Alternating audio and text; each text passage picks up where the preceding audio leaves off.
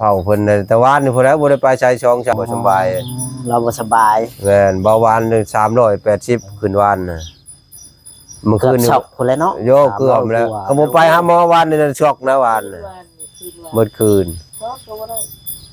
คืนนี่บ่ทอกท้องบ่เบิดคืนอีกเกือบบ่รอดอีกนี่เป็นแนวเป็นแนวโหจังว่าโทรหมอแต่คืนนี่มันก็บ่ได้โทรเอามื้อเช้านี่จะว่าเบิดบังที่ช่องนี่เข้าน้ำเกลือนี่ก่อนสโลม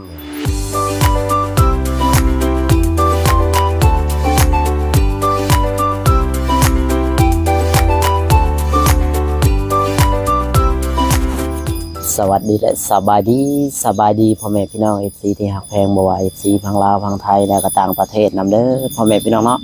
มาวันนี้ก็มาพบพ่อกับช่องบ่จอย Channel อีกแล้วพ่อแม่พี่น้องทางบ่จอยก็ได้เดินทางเข้ามาหาทางเฮือนสาวแตงอ่อนหรือว่าเฮือนช้างเพิ่นพี่น้องที่สิเฮ็ดหลังคาให้สาวแตงอ่อนอะไรพี่น้องหรือว่าจังไดก็สิไปสอบถามหรือสิช่างเสานำเพิ่นไว้พี่น้องเนาะว่า2เสา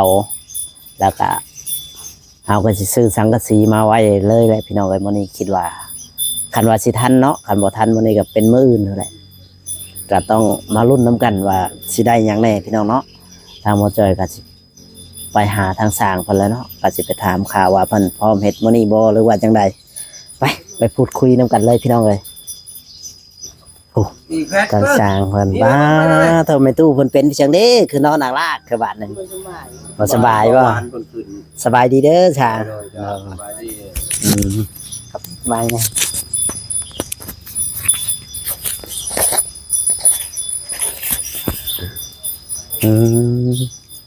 วันนี้บ่ได้ไปใช่เนาะเผาไม่ตู้เผาเพิ่นน่ะแต่ว่านนี่พุ่นแล้วบ่ได้ไปใช้ช่องบ่สบายเราบ่สบายแม่นเบาหวาน380ขึ้นวานน่ะเมื่อคืนนี่ช็อกพุ่นแล้วเนาะโยเกือบแล้วก็บ่ไปหาหมอวานนี่ช็อกนะวานน่ะเมื่อคืน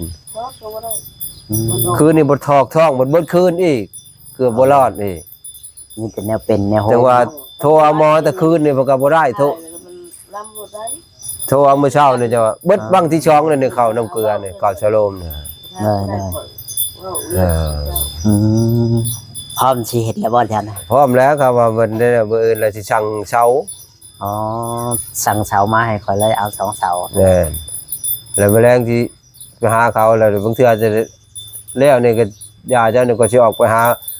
เจ้าของเงินผู้สิตัดนั้นมันสิได้บ่ว่ามื้ออื่นให้ได้มื้ออื่นน่ะเพราะว่าคนอยู่ดงเด้นี่โดยนี่แหละก็คันว่าเจ้าสิลื้อออกก็ลื้อออกเลยก็ได้หรือว่าลื้อก็แต่เจ้านะลื้อแล้วบ่ยากดอกลื้อหากเพิ่นสินอนใช้ลื้อแมลงนอนใช้หาบ่นอนกันโยบางเทื่อบ่ลื้อมื้อนี้มันฝนตกน่ะอันนั้นนะบ่ยากดอกลื้อมื้อนี้ก็แล้วนะบ่ยากได้ลื้อนี่ซื่อให้เราหาบ่นอนก่อนจากมื้อนึงนอนเฮือนแม่เพิ่นนั่นแหละเขาบ่ได้ลื้อแล้วก็เครื่องหยังก็ตัวใดมันเปียกก็เอามื่อพุ่นยันว่าเฮาลื้อแล้วมันเผื่อมันสิแล้วเนาะโยมบ่ง่ายได้ลื้อเพื่อสิลื้อไม้ออกอีกเอ้ยนอนเตียงเฮือนเจ้านี่ก็ได้ดอกมันบ่ได้ยากบนเตียงได้แล้วลูกมันบ่ยากดอกมันผู้เดียวน่ะนอนใช้มันก็นอนได้ดอกลูกมันบ่อยู่เด้อไปใช้น่ะไปนำนาสาวเพิ่นเด้ไปอยู่ไปนำนาสาวแม่นไปนำนาสาวเพิ่นอยู่บ้านนาปะคาพุ่นละเห็นชอบเมื่อเด็กน้อยมันจะขึ้นจะไปมันจะขึ้นหมวนแล้วมันจะไปเด็กน้อยตามใจมันสั่งพร้อมก็เลยก็ไปกันเสร็จแหละสั่งพร้อมตัวใดคือว่าข่าวอันนี้ถ้ามันแข็งก็เฮาก็บ่ออกก็ได้เอาออกไปเลยมันยังใหม่พุ่นนะบ่เลือกเอานั่นแหละเลือกเบิ่งนะของหากระใส่นี่นะของใหม่อันนั้นก็เฮาก็สิสั่งใหม่มาเพิ่มนี่แต่ว่าสิเอาเป็นลมเป็นชายมันสิเอาไม้บ่หรือว่าเอาแผ่นศาลาเขาสิสั่งมาศาลาเขาสินั้นมาดอกแล้วก็คอยสิลื้อมื้อนี้ก็สิลื้อฉันเฮาก็สิมาถ่ายเจ้าลื้อเจ้าจังนี่แหละแล้วก็พร้อมเฮ็ดนะแล้วก็สิไปลื้อนั่นแหละเขาว่านั่นแล้วมื้ออื่นมีแต่มุ้งนะเขาว่ามื้อแล้วก็เอาไม้มาจะโตได้ไม้อันนี้เฮาสิได้บอกเขาเฮาสิให้เจ้าไปวัดให้มาแล้วสิบ่แล้วขึ้นไปเบิ่งตัวใดมันบ่นั่นเฮาก็เปลี่ยนออกมันก็สิบ่หลายโตดอกตัวใดมันแข็งๆเฮาก็อย่าปาไว้ลื้อก่อนมีแต่ลื้อซะก่อนมื้อนี้แม่นต้องลื้อก่อนเพราะว่าเฮาอยากสิได้ฮู้ว่าตัวใดมันพอตัวใดใช้ได้ตัวใดใช้บ่ได้เนาะแม่นส สับเปลี่ยนหมดทุกอย่างมันก็หลายเลย โยหลายหั่นแหละ มันหลายเลย ก็ออกได้ก็เอาออกได้ก็พอมุง ของเสามันก็สักเสาเบิ่งทางในนะมันบ่เป็นตาเลยนะเสาถ้าค่อยเฮ็ดให้มัน นั่นแหละ ไปหาเก็บเอาเสาเก่าเสาหยังมาใส่ ว่าอะไรเอาแต่หลังคาก่อนเช้าคอยว่าที่หลังเนาะ บ่ว่าพื้นว่าเสาค่อยเฮ็ดนั่นมันขดเสามาปิเฮ็ดไป มามุงรถ ของเสาไม้เก่าเอ้ยมันเป็นไม้ใหม่เฮ็ดก็ยากเพราะว่าเฮือนมันก็บ่ได้ฉากมันจะเฮ็ดยากแน่ อืม มันคือได้เฮาเสามาละเอียดเสาสี่เหลี่ยมบ่คือเสาปูนนี่เฮาแทกใส่บ่สบาย ซ้ำที่เจ้าแทกบ่สังกะสีนะหรือว่าสิแทงใหม่อีกคอยกับบ่ฮู้กันได้ซ้ำนั่นบ่ บ่แล้วทำนั้นแหละ อ๋อเพราะว่าเฮา บ่ ช่างมาแล้วมันบ่ถูกเด้เนาะมันยากได้ล่ะ แล้วก็เฮาบันมุงเฮาก็สิมันมุงหมอนี่มุงเลดมันคือมุงสังกะสีได้ อืม เขามันบิดมันชื่อได้ชื่อหันได้เพิ่นนี่บ่คือสังกะสีได้เฮายืดใช้ได้ โดย อันนี้มันยืดบ่ได้ได้แล้วค่ะขึ้นสิได้เฮ็ดใหม่เฮาก็สิได้สังกะเลดนี่มันขึ้นไปแปะซะเฮาจังมันจังไปตามกัน เนาะมันยังสิได้ตามแบบตาม แม่น ถ้าว่าคือสังกะสีเฮายังสิขดเกี่ยวๆได้ แต่สิ อันละดึงง่ายๆหมอเลดห้อยมันอยู่ใช้อยู่หันชื่อใช้ชื่อนั่นได้ คือโตข้างนอกนี่มันยังดีอยู่เนาะ ดีแหละของเฮาก็ใช้เบิด เอาออกไป มีแต่ไม้ใหม่เบิดก็ใช้ เอาออกแต่สังกะสีก็ได้แล้ว เอาออกแต่สังกะสีหั่นนะ แต่ตัวทางในเอาออกไม่นะ เออ เพราะว่ามัน ตัวอะไรมัน ตัวต่อนะ ตัวมัน ทั้งอยู่นอกก็ต่อคือกันนะ ต่อมันกะ คือแน่นๆแน่เนาะ มันแน่นตัวนั้นมันแบบมันบ่ค่อยแน่นบ่ได้นะ หนึ่ง ตามนั้นแหละที่ว่าเอาก็เอาไม้ในการสังกะสีเก่าแล้วมามุงข้างหน้ามาที่ว่า สองเสาหั่นเนาะ อืม มันตัวนั้นก็สิได้ชื่อเอามาอีกข่าวสิญัว นั่นแหละเฮาก็สิไปเบิ่ง สิญัวก็3โตว4 เดี๋ยวมันค่อยว่ากันมาวัดกันว่ามันจักแม่จังไดนั่น โอ้ยแต่ออกว่าก็บ่เกิน2เมตรซื่อเอาเพียงยาวก็ได้3เมตร วันนั้นเฮาสิให้จังไปวัดแล้วเฮาก็สิ เอา2เมตร ซื้เลยเนาะ ว่าไว้ก็ได้ อืมต่อกับตัวนั้นเลยได้ป่ะต่อ ต่อกับตัวเก่านํบ่ แม่นต่อกับตัวยื่นออกมานะมันยังกว้างมันสิใช้ได้ป่ะหรือว่า ได้เป็นหยังต่อมาเลย แม่นต่อมาเลยมันยังสิอันนั้นเอา ถ้าตัวนั้นมันจะมีแต่เม็ดปลายจังได๋ก็ออกมาหั่นน่ะ จำนั่นเลย เอาสิเอาชำนั้นบ่ แม่น ชำนั้นสังกะสี6ฟุต อืมตัวเก่ามันนี่ก็6 ฟุตแต่ว่า 6ฟุตตัวนั้นตัวต่อออกทางนั้นน่ะ บ่แบบว่าตัวพันมุงนี่นะ 10ฟุตเด้อตัวนี้ อ๋อ 12 เดี๋ยวได้เอาซ้ำพอๆกับตัวนั้นแหละย้ำว่ามันอันนั้นหลายมันสิ ตัวนั้นมัน พันวิทย์อันนั้นที่ชื่อครับ วิดผลเนาะ แม่นวิทย์ผลยันให้เพิ่นดังพื้นดังไฟเฮ็ดหยังก็แล้วแต่เพิ่นน้อยเดียว แม่นหากว่าพี่มันก็สิต่ำมาพี่เลยบาด แม่นเลยมัน มันสิ สิคอด เกาะ เพราะว่าเสามันต่ำได้เสาทางหน้า แม่นก็มันคือเฮือนใหญ่น่ะใครอยู่ก็ออกมาฮอดพี่เลยฮอดเกยพี่เลย แม่น แล้วได้ โดย ใช่มันเท่านี้มันต่ำตัวนี้ มันต่ำตอนนี้มันก็สิอันนั้นนะมันนี่อยู่เฮือนนี่เนาะกินข้าวกินน้ำหรือว่าจะ กินแล้วแต่เช้า หายังกินที่ของมือ ยังลวกผักมื้อเช้านี่ก็ได้ลวกผักลวกหมี่ไปหั่นนะ อืม หาอยู่ก็กบก็อยากเข้ามาขายกบก็รัดชื่อเอาเทื่อละ1,000 10,000พอได้กิน จักโตว่า10,000คนหลาย ใช้กบก็2โต ตัวละ5,000ครับ ตัว5,000 มันก็หายากเนาะกบเขียด ยากเลยกูมือนี่มันน้ำมือมันอึดมันดับน้องเขาหาไปขาย แม่น บ้านเฮาเนี่ยผู้ได้หลายประแทงเอาหลาย แม่นแล้ว ยังได้หลายเท่าไรประแทงหลายมันได้ขายหลายได้จะได้เงินหลาย ยิ่งเห็นหลายก็ไปทีมื้อหนึง2-3 เทื่อกันยังไป แม่นมันบ่คือข้าวตะกี้แล้วมันหามากินเนี่ยมันบ่มีผู้ซื้อผู้ขาย อืมเนี่ยเนาะแผ่นมัด5แผ่นก็น่าสิพออยู่เนาะไปเสือลา หาแผ่นพอหั่นนะ อืม นะทั้งข้างเลยก็2 อืมอันนั้นก็ประมาณ3 แผ่นครึ่งนะ ฮะ ของมัน4เมตรอันนี้ก็2 4 6ทางหน้าก็2อ๋อ น่าจะพออยู่เนาะ โอ้บัดตัวนี้อีกเด้ตะลุ่มตัวถึงหลายได้หาแผ่นบ่ได้พอได้ พอ บ่พอแล้ว ข้างนี้ก็ช่องนี่ข้างนี้ก็ช่องนี่เป็นชี้ที่ทั้งหน้านี่ก็ช่องเนี่ยเป็น6แล้วบัดตัวนี้อีกอ้าวช่วง 18เขาก็10โต พอดีเป็น10พุ่นแหละ เนาะประมาณนั้นแหละ ทางหลังนะครับบ่ใช้ก็ได้แป้นทรายมันใช้ทางหน้านี้ อืม ใครให้มันงามกับใครแช่นั้นมันก็ใช้เบิดนั่นแหละ น่าจะสิลองไปเบิ่ง10 อันน่าสิพออยู่ดอก พออยู่ดอกตัวมันบางน่ะ แม่น มาเอาบ่ตัวหนา เอาสำได้สำหนึ่งนี่แหละเอาพอดี ตัวเส้นครึ่งเลยนะ อืม กับตัวอัน